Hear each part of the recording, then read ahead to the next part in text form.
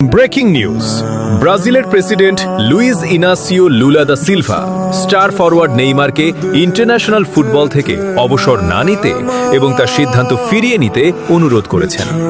President Lula বলেছেন তিনি 2030 সালের বিশ্বকাপে নেইমারকে মাঠে খেলতে দেখতে চান।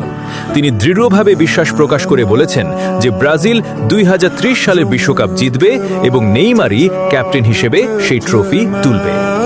এছাড়াও নেইমারের বাবা ইনস্টাগ্রামে বলেছেন নেইমারকে 2030 ফিফা বিশ্বকাপ পর্যন্ত খেলা চালিয়ে যাওয়ার জন্য অনুরোধ করেছেন।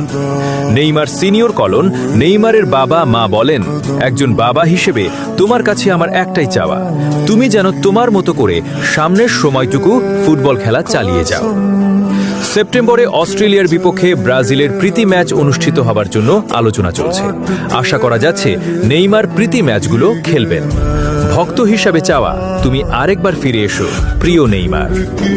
জুনিয়র, আপনারা